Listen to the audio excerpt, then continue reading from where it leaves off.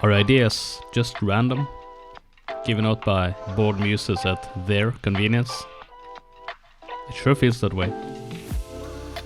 Well, according to James Webb Young, the process of producing ideas can not only be taught, but is also easily reproduced.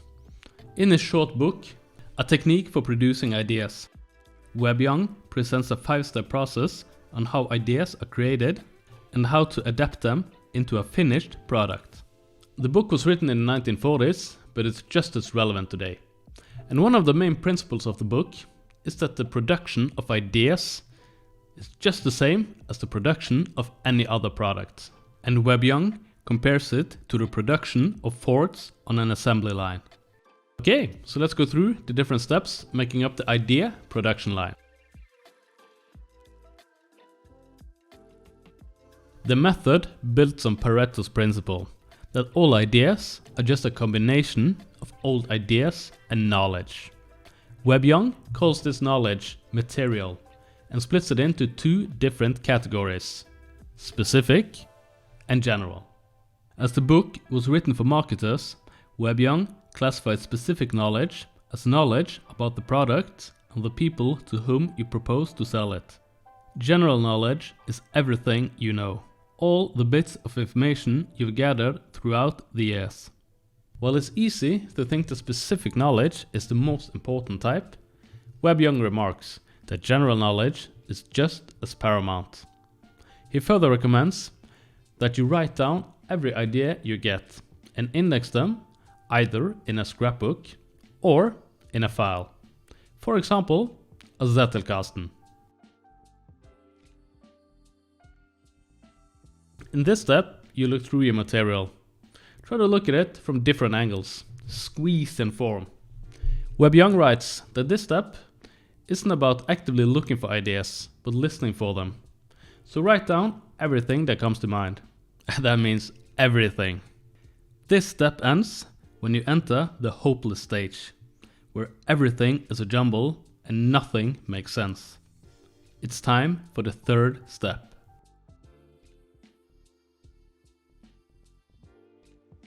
Get the problem out of your head. Watch a movie, listen to music, go for a walk, anything that gets your mind off the project. And while this might seem very counterproductive, if you follow the last 2 steps, your mind is still working on the project in the back of your head.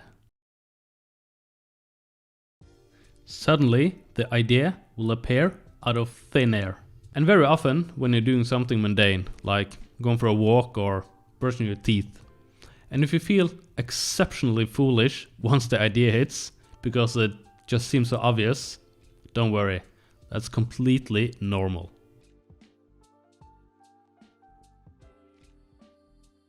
In this step, you realize that the idea might not be perfect after all. It needs work. Worst case scenario, it has to be scrapped altogether. But Webb Young warns us that we need to be patient in this step. Even though the idea doesn't fit the problem, new and more fitting ideas often spring from it. And painful as it may be, this is the step where you should share your idea with other people. And don't be ashamed if it's not perfect. A pair of fresh eyes may be just what you need to figure out that final piece of the puzzle. These are the 5 steps. And it might seem almost too easy.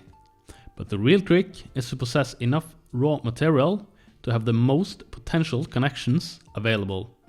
And Webb Young suggests that studying social arts with books like The Theory of the Leisure Class and The Lonely Crowd are better books to learn how to advertise than most books on advertising. Something to consider when you're doing research for your next project. Do you agree with Webb Young's theory? It makes sense to me, but there are some things to consider. While gathering general knowledge is important, it can quickly turn into procrastination. And also, variety is the spice of life. While I'm sure there is still something to be mined by rewatching The Office for the 7th time, there are other minds out there. Also, after reading step 4, you might think that the Eureka moment will come every time you step away from the project. Well, it won't. But in general, I find it surprising how accurate these 5 steps are. And while it is challenging to be mindful of these steps, trusting the process is a good way to put your mind at ease. And the more you work on coming up with new ideas, the easier it gets.